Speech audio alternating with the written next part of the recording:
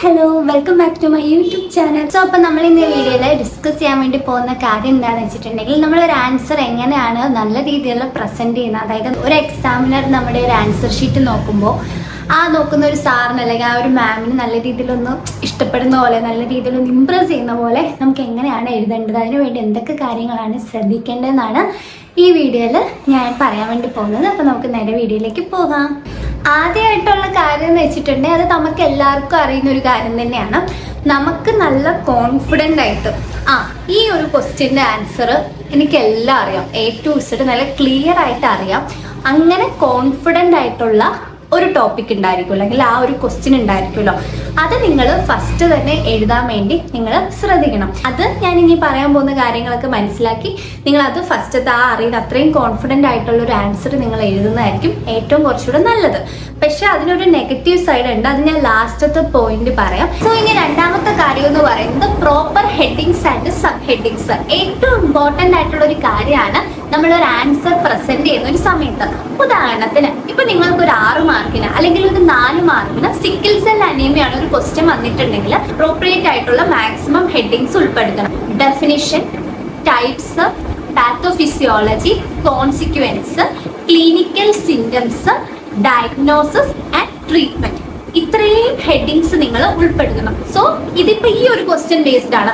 ഇതുപോലെ ഏതൊരു ക്വസ്റ്റ്യൻ വന്നാലും ആ ക്വസ്റ്റ്യന് അപ്രോപ്രിയേറ്റ് ആയിട്ടുള്ള മാക്സിമം ഹെഡിങ്സും സബ് ഹെഡിങ്സും നിങ്ങൾ ഇൻക്ലൂഡ് ചെയ്തിട്ട് വേണം നിങ്ങൾ ആൻസർ പ്രസന്റ് ചെയ്യാവുള്ളൂ. സോ അങ്ങനെ നിങ്ങൾ എത്രത്തോളം ഹെഡിങ്സിന്റെ അളവ് കൂട്ടുന്നോ അത്രത്തോളം നിങ്ങൾക്ക് മാർക്ക് വന്നുകൊണ്ടേയിരിക്കും. സോ ഇനി അടുത്ത മൂന്നാമത്തെ കാര്യമാണ് ഡയഗ്രാംസ്.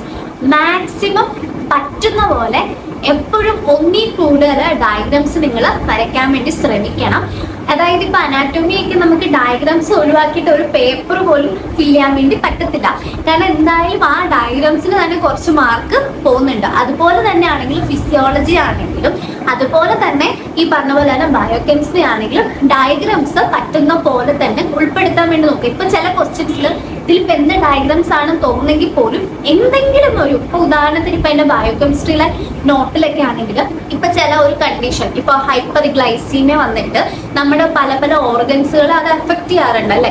അപ്പൊ ഇപ്പൊ കിഡ്നീനെ അഫക്ട് ചെയ്യുന്ന ഫീച്ചേഴ്സ് എന്തൊക്കെ ഫീച്ചേഴ്സ് ആണെങ്കിൽ നിങ്ങൾ ആ ഒരു സൈഡിൽ നമ്മളിപ്പോ കിഡ്നീനെ എഴുതിയിട്ട് സൈഡിൽ ഒരു കിഡ്നിയുടെ പടം, അങ്ങനെ എങ്ങനെയും നമ്മുടെ ഒരു ആൻസർ പേപ്പറിൽ മാക്സിമം ഡയഗ്രാംസ് ഫിൽ ചെയ്തിട്ട് വേണം നിങ്ങൾ വരയ്ക്കാൻ വേണ്ടി ശ്രമിക്കുക. ഇനി നാലാമത്തെ പോയിന്റ് എന്ന് പറയുന്നത് ഫ്ലോ ചാർട്ട്സ് ആണ്. അതായത് നമ്മൾ ഈ പാത്തോഫിസിയോളജി എഴുതണമെന്ന് ഞാൻ പറഞ്ഞല്ലോ, ഈ പാത്തോഫിസിയോളജി എന്ന് പറയുന്നത് ഫ്ലോ ചാർട്ട് ആയിട്ട് നമ്മൾ വരയ്ക്കണം. ഇതിന്റെയൊക്കെ നമ്മൾ ടെക്സ്റ്റ് ബുക്ക് നോക്കി കഴിഞ്ഞ് കഴിഞ്ഞാൽ ഒരു ഫ്ലോ ചാർട്ട് അതിനായിട്ട് കൊടുത്തിരിക്കും, പക്ഷെ ചിലതൊക്കെ പാരഗ്രാഫിലായിരിക്കും കൊടുത്തിരിക്കുന്നത്. സോ നിങ്ങൾ തന്നെ അതൊരു ഫ്ലോ ചാർട്ട് ആക്കാൻ വേണ്ടി പറ്റുമെങ്കിൽ നിങ്ങൾ അത് അങ്ങനെ തന്നെ എഴുതുന്നതായിരിക്കും ഏറ്റവും നല്ലത്. ഇപ്പൊ ഉദാഹരണത്തിന് നമ്മളിപ്പോ ബയോ കെമിസ്ട്രിയിൽ നമുക്ക് കുറെ വൈറ്റമിൻസ് ഉണ്ട്. സോ അതിന്റെ മെറ്റബോളിസം എന്ന് പറയുന്നത് ഭയങ്കര ഇമ്പോർട്ടൻ്റ് ആണ്. സോ ഈ മെറ്റബോളിസം എന്ന് പറഞ്ഞ പാർട്ട് നമ്മുടെ ടെക്സ്റ്റ് ബുക്കിൽ പാരഗ്രാഫ് ആയിട്ടായിരിക്കും കൊടുത്തിരിക്കുന്നത്. അപ്പൊ നമ്മളിപ്പോ വൈറ്റമിൻ എ റിച്ച് ആയിട്ടുള്ള ഒരു ഫുഡ് കഴിച്ചു, അത് കഴിഞ്ഞിട്ട് നമ്മുടെ ബോഡിയിൽ ആ ഒരു വൈറ്റമിൻ എ ഒരു പർട്ടിക്കുലർ മോളിക്യൂളിന് വേറൊരു മോളിക്യൂളായിട്ട് ഇന്നൊരു എൻസൈമിന്റെ ഇൻഫ്ലുവൻസിൽ പോയി, ആ ഒരു സംഭവം ഒരു പാരഗ്രാഫ് ആയിട്ടായിരിക്കും കൊടുത്തിരിക്കുന്നത്. സോ അത് നിങ്ങൾ തന്നെ ഒരു ഫ്ലോ ചാർട്ട് ആയിട്ട് കൺവേർട്ട് ചെയ്തിട്ട് വേണം നിങ്ങൾ ആൻസർ എഴുതാൻ. ഇപ്പൊ അഞ്ചാമത്തെ ഒരു കാര്യം എന്ന് പറയുന്നത് നമ്മളിപ്പോ ഒരു ടോപ്പിക്കില് നമ്മളെല്ലാം നല്ല വൃത്തിയായിട്ട് എഴുതി. സോ ആ ഒരു ടോപ്പിക് റിലേറ്റഡ് ആയിട്ട് ഏറ്റവും ഇമ്പോർട്ടൻ്റ് ആയിട്ട് ഇപ്പോൾ ക്ലാസ്സിൽ പഠിപ്പിക്കുന്ന സമയത്ത് നമ്മൾക്ക് ഫാക്കൽറ്റീസ് പറയും ഈ ടോപ്പിക്കിൽ നമ്മൾ എഴുതുന്ന പോയിന്റ്സിൽ ഈ പോയിന്റ്സ് മസ്റ്റ് ആയിട്ട് എഴുതണം. അത് അറിഞ്ഞിരിക്കണം, ഏറ്റവും കൂടുതൽ അറിഞ്ഞിരിക്കേണ്ട ഒരു പോയിന്റ് ആണ്. നിങ്ങൾ ഏത് പോയിന്റ് മിസ്സാക്കിയാലും ഈ ഒരു പോയിന്റ് മിസ്സാക്കരുതെന്ന് പറഞ്ഞ കുറച്ച് പോയിന്റ്സ് ഉണ്ടായിരിക്കും. അങ്ങനത്തെ പോയിന്റ്സ് നിങ്ങൾ അണ്ടർലൈൻ ചെയ്യാൻ വേണ്ടി നമ്മൾ നോക്കുക. ഓക്കെ, അതായത് ഇപ്പൊ ബ്ലൂ ഇങ്ക് കൊണ്ട് എഴുതുന്നവരാണെങ്കിൽ ബ്ലാക്ക് ഇങ്ക് കൊണ്ട് അണ്ടർലൈൻ ചെയ്യുക, അല്ലെങ്കിൽ ബ്ലാക്ക് ഇങ്ക് ആണെങ്കിൽ ബ്ലൂ ഇങ്ക് കൊണ്ട് അണ്ടർലൈൻ ചെയ്യുക, അല്ലെങ്കിൽ ഒരു പെൻസിൽ ഉപയോഗിച്ച് അണ്ടർലൈൻ ചെയ്യുക. അപ്പം ആ ഒരു എക്സാമിനർ ആ ആൻസർ ഷീറ്റ് നോക്കുന്ന സമയത്ത് ഈ ഓട്ടോമാറ്റിക്കലി ആ അണ്ടർലൈൻ ചെയ്ത ആ ഒരു സംഭവത്തിൽ ആ ഒരു വേർഡിലേക്ക് നമുക്ക് നമ്മുടെ കണ്ണ് എന്തായാലും പോകുമല്ലോ. അങ്ങനെ പോകുമ്പോൾ നോക്കുമ്പോൾ ആ ഒരു ടോപ്പിക്കിൽ ആ ഒരു വേർഡ് ഉണ്ടല്ലോ, ആ സമയത്ത് ചിലപ്പോൾ ബാക്കിയുള്ളത് നോക്കണമെന്നില്ല. സോ അതുപോലെ ഹൈലൈറ്റ് ചെയ്തുകൊണ്ട് വേർഡ് കാണുമ്പോൾ നമുക്ക് നോക്കുന്ന എക്സാമിന് മനസ്സിലാവും ആ ഒരു ടോപ്പിക് നല്ലപോലെ അറിയാം. സോ അതുകൊണ്ട് തന്നെ ക്ലാസ്സിൽ നമ്മൾ ഫാക്കൽറ്റീസ് ഒരു ടോപ്പിക്ക് പഠിപ്പിക്കുന്ന സമയത്ത് അവർ കീ വേർഡ്സ് ആണെന്ന് പറയുന്ന കുറച്ച് ടേംസ് ഉണ്ട്. അത് നമ്മൾ ആൻസർ ഷീറ്റിൽ സെപ്പറേറ്റ് ആയിട്ട് അണ്ടർലൈൻ ചെയ്ത് തന്നെ നമ്മൾ എഴുതണം. ഇനി അടുത്തൊരു കാര്യമാണ് നീറ്റ് പ്രസന്റേഷൻ എന്ന് പറയുന്നത്. ഈ നീറ്റ് പ്രസന്റേഷൻ എന്ന് പറയുമ്പോൾ എല്ലാ എക്സാമിനേഴ്സും ആഗ്രഹിക്കുന്നത് നമ്മൾ ആ ഒരു ഓർഡറിൽ തന്നെ എഴുതണമെന്നാണ്. അതായത് 1, 2, 3 ആ ഒരു ഓർഡർ ഉണ്ടായിരിക്കുമല്ലോ, അങ്ങനെ തന്നെ എഴുതുന്നതായിരിക്കും എല്ലാവർക്കും ഇഷ്ടം. അതായത് ഇപ്പോൾ ആദ്യത്തെ ക്വസ്റ്റ്യൻ ചിലപ്പം 6ാമത്തെ എഴുതിയിട്ട് പിന്നെ 2ാമത്തെ ക്വസ്റ്റ്യൻ നമ്മൾ എഴുതുന്ന ചിലപ്പോൾ 1ാമത്തത്, 3ാമത്തെ ചിലപ്പോൾ നമ്മൾ 13ാമത്തെ, അങ്ങനെയൊക്കെ എഴുതുന്ന സമയത്ത് അവർക്ക് ഭയങ്കര ഒരു ഇറിറ്റേഷൻ പോലെ ഫീൽ ചെയ്യും. അവർ ഭയങ്കര ഡിസ്റ്റർബ്ഡ് ആവും. നിങ്ങൾക്ക് തീരെ ഫസ്റ്റ് ക്വസ്റ്റ്യൻ നിങ്ങൾക്ക് പറ്റത്തില്ല, എഴുതിയിട്ട് കാര്യമില്ലെന്നെങ്കിൽ മാത്രം നിങ്ങൾ അങ്ങനെ ചെയ്യുക. അല്ലാണ്ട് മാക്സിമം ആ ഒരു നമുക്ക് ഓർഡർ ഉണ്ടായിരിക്കുമല്ലോ 1, 2, 3 അങ്ങനെ തന്നെ എഴുതുന്നതായിരിക്കും ഏറ്റവും നല്ലത്. അങ്ങനെ ചെയ്യാൻ വേണ്ടി നമ്മൾ നോക്കുക. ഇപ്പൊ ഒട്ടും നിവർത്തില്ലെങ്കിൽ ഞാൻ പറഞ്ഞ പോലെ തന്നെ നിങ്ങൾക്ക് കോൺഫിഡന്റ് ആയിട്ടുള്ള രീതിയിൽ തന്നെ എഴുതി പോക്കും. രണ്ടാമത്തെ ഒരു കാര്യം എന്ന് വെച്ചിട്ടുണ്ടെങ്കിൽ ഇപ്പൊ നമ്മൾ ഓരോ ക്വസ്റ്റ്യൻ കംപ്ലീറ്റ് ചെയ്യുമ്പോൾ ഉണ്ടല്ലോ, അതായത് ഇപ്പൊ 1ാമത്തെ ക്വസ്റ്റ്യൻ കഴിഞ്ഞ് നമ്മൾ 2ാമത്തെ ക്വസ്റ്റ്യൻ സ്റ്റാർട്ട് ചെയ്യുന്നതിന് മുമ്പായിട്ട് ഇതിന്റെ ഇടയിലായിട്ട്, അതായത് 1ാമത്തെ ക്വസ്റ്റ്യൻ തീരുന്നതിന്റെ ലാസ്റ്റ് ആയിട്ട് ചെറുതായിട്ട് ഒരു സ്കെയിൽ കൊണ്ട് നമ്മളൊരു ലൈൻ വരയ്ക്കുന്നത് നല്ലതായിരിക്കും. അപ്പോൾ ഈ ഒരു 1ഉം 2ഉം ഈ 2 ക്വസ്റ്റ്യൻസ് നമ്മളൊന്ന് സെപ്പറേറ്റ് ചെയ്യാൻ വേണ്ടി നമുക്ക് പറ്റും. അപ്പൊ അങ്ങനെ ഓരോ ക്വസ്റ്റ്യൻ ഇപ്പൊ 2ാമത്തെ കഴിഞ്ഞിട്ട് നമ്മൾ 3ാമത്തെ എഴുതുമ്പോൾ ഒരു ലൈൻ വരയ്ക്കാം. അങ്ങനെ ചെയ്യുന്നത് നല്ലതാണ്. പക്ഷെ നമുക്ക് ലാസ്റ്റ് ഒക്കെ ആകുമ്പോൾ സമയം കിട്ടാത്തതുകൊണ്ട് ചിലപ്പോൾ നമുക്ക് ചെയ്യാൻ വേണ്ടി ബുദ്ധിമുട്ടായിരിക്കും, മെയിൻറ്റെയിൻ ചെയ്യാൻ വേണ്ടി പറ്റത്തില്ല. എന്നാലും നിങ്ങൾ ശ്രമിക്കാം. 3ാമത്തെ കാര്യമായാലും ഈ ഒരു നീറ്റ്നെസ് എന്ന് പറയുന്നത് നമ്മളെ ഹാൻഡ് റൈറ്റിംഗിൽ, അതിപ്പോ അത് പറയാൻ ഒട്ടുമേ യോഗ്യത ഇല്ലാത്ത ഒരാളാണ് ഞാൻ. കാരണം എന്റെ ഹാൻഡ് റൈറ്റിംഗ് എന്ന് പറഞ്ഞാൽ ഞാൻ ഇങ്ങനെ പതിയൊക്കെ എഴുതാണെങ്കിൽ കുഴപ്പമില്ല, പക്ഷെ ലാസ്റ്റ് ഒക്കെ ആവുന്ന സമയത്ത് എന്റെ ഹാൻഡ് റൈറ്റിംഗ് കണ്ടാൽ എനിക്ക് തന്നെ മനസ്സിലാവത്തില്ല. ഞാൻ ഹാൻഡ് റൈറ്റിംഗിന്റെ വേറൊരു വീഡിയോ ചെയ്യുമ്പോൾ ഞാൻ പറയാം. അപ്പം അതാണ് അവസ്ഥ. പക്ഷെ ചില കുട്ടികൾ ഇപ്പൊ എന്റെ ക്ലാസ്സിൽ തന്നെ ആയാലും ത്രൂ ഔട്ട് അവരുടെ ആ ഒരു ഹാൻഡ് റൈറ്റിംഗ് മെയിൻറ്റെയിൻ ചെയ്യുന്ന സ്റ്റുഡൻസ് ഉണ്ട്. അപ്പൊ അങ്ങനെ നിങ്ങൾക്ക് പറ്റുമെങ്കിൽ അത് ഏറ്റവും നല്ലതായിരിക്കും. ചിലരുടെയൊക്കെ ഹാൻഡ് റൈറ്റിംഗ് കണ്ടിട്ടാണെങ്കിൽ പോലും ചിലപ്പോൾ മാർക്ക് വീഴുന്നൊക്കെ ഉണ്ട്. ചിലപ്പോൾ ഒരു 1/2 മാർക്കൊക്കെ, കാരണം 1/2 മാർക്ക് എന്നൊക്കെ പറഞ്ഞാൽ നമുക്ക് ഭയങ്കര കാര്യമാണ്. അപ്പൊ 1/2 മാർക്കൊക്കെ ആയാലും ചിലപ്പോൾ കൂടുതൽ കിട്ടും. അപ്പൊ അതുകൊണ്ട് തന്നെ നിങ്ങൾക്ക് പറ്റുമെങ്കിൽ മാക്സിമം പറ്റുന്ന അത്രയും നിങ്ങൾ നീറ്റായിട്ട് ഹാൻഡ് റൈറ്റിംഗ് കൊണ്ടോ, അല്ലെങ്കിൽ മാത്രം നിങ്ങൾ ലാസ്റ്റ് ഒക്കെ ആകുമ്പോൾ കുറച്ച് ഇതാക്കിയാലും കുഴപ്പമൊന്നും ഉണ്ടാകത്തില്ല. അതുപോലെ അടുത്തൊരു കാര്യമാണ്, നമ്മൾ ഈ പറഞ്ഞ പോലെ തന്നെ നമ്മൾ ഹെഡിങ്സ് എഴുതുന്ന സമയത്ത് ഇപ്പൊ നിങ്ങൾ ബ്ലൂ ഇങ്ക് കൊണ്ട് എഴുതുന്ന ഒരാളാണെങ്കിൽ നിങ്ങൾ ബ്ലാക്ക് ഇങ്ക് കൊണ്ട് അണ്ടർലൈൻ ചെയ്യാൻ വേണ്ടി നോക്കുക. അല്ലെങ്കിൽ നിങ്ങൾ ഹെഡിങ്സ് മാത്രം സ്പെസിഫിക് ആയിട്ടുള്ള ഒരു കളറിൽ എഴുതാം. അതായത് ഇപ്പൊ ഞാനിപ്പോ ബ്ലൂ ഇങ്കിൽ എഴുതുന്ന ഒരാളാണ്, ഹെഡിങ്സ് മാത്രം ബ്ലാക്ക് ഇങ്കിൽ എഴുതുക. മനസ്സിലായില്ലേ? അല്ലെ ബ്ലാക്ക് ഇങ്ക് കൊണ്ട് എഴുതുന്ന ആൾക്കാര് ഹെഡിങ്സ് മാത്രം ബ്ലൂ ഇങ്ക് കൊണ്ട് എഴുതാൻ വേണ്ടി നോക്കുക.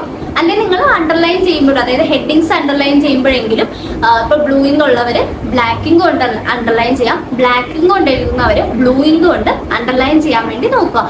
ഇത് ചെയ്യുമ്പോഴായാലും ആ ഒരു ഹെഡിങ്സ്, അതായത് ഇപ്പൊ ഫുള്ള് ബ്ലൂവിൽ കിടക്കുകയാണ്, അപ്പൊ പെട്ടെന്ന് ബ്ലാക്ക് ഒരു വേർഡ് കാണുമ്പോൾ നമ്മൾ അതിലോട്ടായിരിക്കും കണ്ടു പോകുന്നത്. അപ്പൊ ആ ഒരു ഹെഡിങ് ഒക്കെ കാണുമ്പോൾ കൊള്ളാം, നല്ല മാക്സിമം അതിലുള്ള എല്ലാ ഹെഡിങ്സ് കവർ ചെയ്യുന്നുണ്ടെങ്കിൽ തന്നെ ചിലപ്പോൾ താഴെ എഴുതിയിരിക്കുന്ന ഫുള്ള് വായിക്കണമെന്നില്ല. ഹെഡിങ്സ് കാണുമ്പോഴേ എല്ലാം വായിച്ചിട്ടുണ്ടായിരിക്കുമല്ലോ എന്നുള്ള രീതിയിൽ അവർ മാർക്ക് തരും. അതാണ് ഞാൻ പറഞ്ഞ മാക്സിമം ഹെഡിങ്സിന്റെ എണ്ണം നമ്മൾ കൂട്ടാം. അപ്പം ഇങ്ങനെയൊക്കെ രീതിയിൽ മാക്സിമം നിങ്ങളുടെ ആൻസർ പേപ്പർ നീറ്റാക്കി വച്ചിരിക്കാൻ വേണ്ടി നോക്കുക. പിന്നെ അഡീഷണൽ ആയിട്ട് പറയാനുള്ളത് നമ്മുടെ ടൈമാണ്.